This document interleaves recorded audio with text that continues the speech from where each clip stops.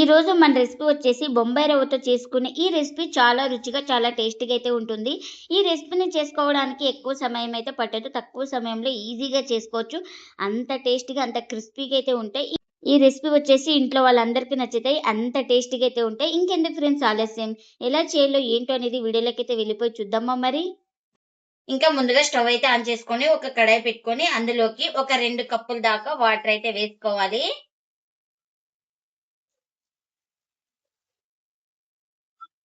ఇంకా ఇప్పుడు ఇందులోకి రుచికి తగినంత సాల్ట్, అలాగే ఒక స్పూన్ దాకా ఆయిల్ కూడా వేసుకుంటున్నా. ఒకసారి ఇలా మొత్తం బాగా కలుపుకొని మనకు ఈ వాటర్ అయితే బాగా బాయిల్ అవ్వాలి. ఇంకా మనకు ఇప్పుడైతే వాటర్ అయితే బాయిల్ అవుతుంది కదా, ఇంకా స్లిమ్ లో పెట్టుకొని ఇప్పుడు ఇందులోకి ఒక కప్పు బొంబాయి రవ్వ అయితే వేసుకోవాలి. ఇంకా ఈ రవ్వను వేసుకొని ఎక్కడ ఉండలు లేకుండా బాగా ఇలా కలుపుకోవాలి. ఇలా కలుపుతూ ఒక 2 నిమిషాల పాటు మనం ఈ రవ్వనైతే ఉడికించుకోవాలి. మనం ఈ రవ్వను దగ్గర పడే వరకు అయితే ఉడికించుకోవాలి. ఇంకా చూడండి, ఇంకా మనకు రవ్వ అయితే దగ్గర పడింది కదా, ఇంకా ఇప్పుడైతే స్టవ్ అయితే ఆఫ్ చేసుకొని చల్లారనివ్వాలి. ఇంకా నేను ఇక్కడ ఒక 2 ఆలు అయితే ఉడికించుకున్నాను. పైన పొట్టు అయితే తీసుకున్నాను. ఇంకా ఇప్పుడు వీటిని బాగా స్మాష్ చేసుకోవాలి. ఇక్కడ ఉండలు లేకుండా బాగా మెత్తగా స్మాష్ చేసుకోవాలి. ఇంకా ఇప్పుడు ఇందులోకి రుచికి తగినంత సాల్ట్, అలాగే ఒక హాఫ్ టీ స్పూన్ దాకా కారం, ఒక హాఫ్ టీ స్పూన్ దాకా ధనియాల పొడి, ఒక పావు టీ స్పూన్ దాకా పసుపు, ఒక పావు టీ స్పూన్ దాకా గరం మసాలా. ఇంకా ఈ మసాలాలన్నీ వేసుకొని బాగా కలుపుకోవాలి.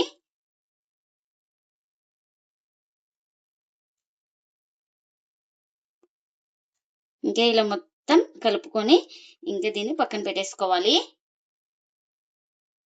ఇంకా చల్లారిన తర్వాత అయితే ప్లేట్లోకి అయితే తీసుకున్నాను. ఇప్పుడు మనం దీన్ని బాగా ఇలా ఒత్తుకోవాలి. బాగా ఇలా ప్రెస్ చేస్తూ కలుపుతూ మనం చపాతీ పిండిలాగా సాఫ్ట్ గా వచ్చే వరకు అయితే కలుపుకోవాలి. కాస్త వేడి మీద ఉన్నప్పుడే ఇలా బాగా ప్రెస్ చేస్తూ కలుపుకోవాలి. ఇలా ఒకసారి మొత్తం బాగా కలుపుకున్న తర్వాత ఇందులోకి ఒక 4 స్పూన్ల దాకా బియ్యం పిండిని అయితే వేసుకోవాలి. ఇంకా ఈ బియ్యం పిండిని కూడా వేసుకొని ఇలా మొత్తం బాగా కలుపుకోవాలి. ఇంకా ఇలా సాఫ్ట్ గా కలుపుకున్నాను. ఇంక ఇప్పుడు ఆయిల్ వేసుకొని ఇలా మొత్తం ఒకసారి కలుపుకోవాలి. చూడండి, ఇలా చపాతీ పిండిలాగా సాఫ్ట్ గా ఉండాలి. ఇలా ఇక్కడ చూపిస్తున్నాను కదా, ఇంకా ఈ విధంగా అయితే ఉండాలి.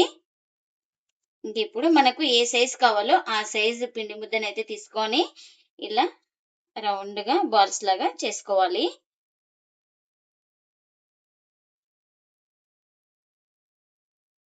చూడండి, ఈ విధంగా ఉంటే చాలు. ఇంకా ఇలా చేసుకున్న తర్వాత ఒక ప్లేట్ లోకి అయితే తీసుకుంటున్నా. ఇంకా మనకు ఎన్ని అయితే అన్ని ఇలానే చేసుకోవాలి. ఇంకా మనం ఏ దాని మీద చేస్తున్నామో ఇంకా దానికి ఆయిల్ అయితే అప్లై చేసుకోవాలి. ఇలా అప్లై చేసుకున్న తర్వాత ఒక పిండి ముద్దనైతే తీసుకొని ఇలా కర్రతో ఒత్తుకోవాలి.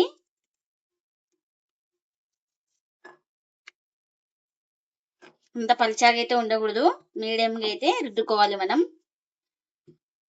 ఇంకా ఇలా రుద్దుకున్న తర్వాత ఇంకా ముందుగానే స్టఫింగ్ అయితే రెడీ చేసి పెట్టుకున్నాం కదా, ఆ స్టఫింగ్ అయితే ఇంకా పెడుతున్నాను ఇలా. ఇంకే ఇంకా ఇక్కడ చూడండి, ఇలా మొత్తం ఇలా అడ్జస్ట్ చేసుకున్న తర్వాత ఇంకా ఈ కార్నర్ నుంచి మనం ఈ కార్నర్ కి జాయింట్ చేసుకోవాలి.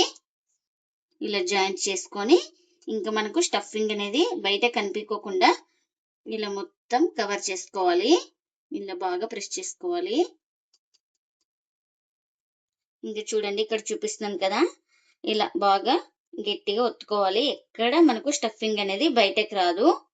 చూడండి, ఇలా ఈ విధంగా ఉంటే చాలు. ఇంకా ఇలా రెడీ చేసుకున్న దాన్ని ఒక ప్లేట్ లోకి అయితే తీసుకుంటున్నా. ఇంకా మరొకటి అయితే చూపిస్తున్నాను.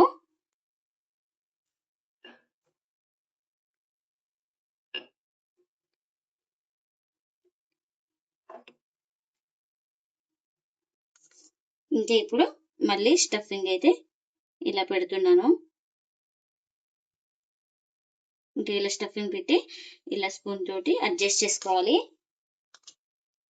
ఇంకా ఇలా స్టఫింగ్ పెట్టుకున్న తర్వాత ఇంకా ఇలా జాయింట్ చేసుకొని ఇంకా గట్టిగా బాగా ప్రెస్ చేసుకోవాలి. ఎక్కడ మనకు స్టఫింగ్ అనేది బయటకు రాకుండా ఇలా బాగా గట్టిగా ఒత్తుకుంటే బయటికి రాదు. ఇంకా దీన్ని కూడా ప్లేట్లోకి అయితే తీసుకుంటున్నా. ఎన్ని అయితే అన్ని ఇలానే చేసుకోవాలి. ఫ్రై చేసుకోవడానికి ఆయిల్ కూడా పెట్టుకున్నాను. ఆయిల్ కూడా హీట్ అయింది. ఇంకా ఇప్పుడు ఒక్కొక్కటి ఇలా నిదానంగా వేసుకోవాలి.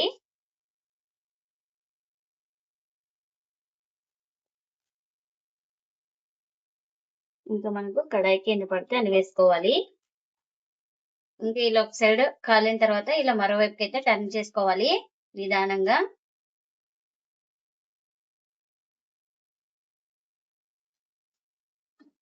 ఇంకా అటు ఇటు తిప్పుకుంటూ బాగా క్రిస్పీగా వచ్చే వరకు అయితే ఫ్రై చేసుకోవాలి వీటిని. ఇంకా అటు ఇటు తిప్పుకుంటూ మంచిగా కలర్ వచ్చే వరకు అయితే ఫ్రై చేసుకున్నానండి. ఇంకా ఇవైతే రెడీ అయిపోయినాయి మనకు. ఇంకా ప్లేట్లోకి అయితే తీసుకుందాం ఇలా రెడీ అయిపోయిన వాటిని అయితే.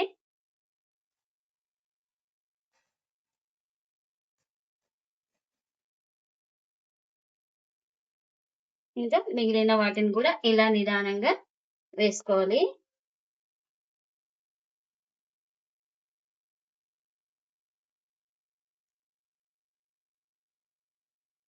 ఇంకా ఇలా కడాయి కింద పడితే అన్ని వేసుకొని ఒక సైడ్ కాలిన తర్వాత మరోవైపు అయితే టర్న్ చేసుకోవాలి.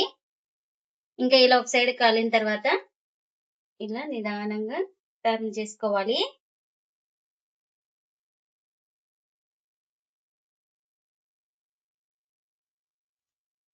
ఇంకా వీటిని కూడా రెండు వైపులా బాగా కాల్చుకోవాలి.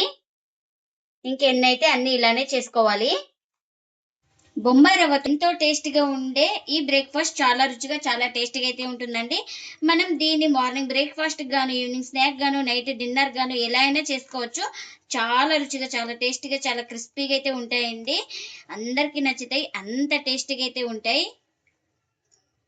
ఇంకా నేను ఇక్కడ సాస్తో అయితే సర్వ్ చేస్తున్నాను. చాలా టేస్టీగా అయితే ఉంటాయండి.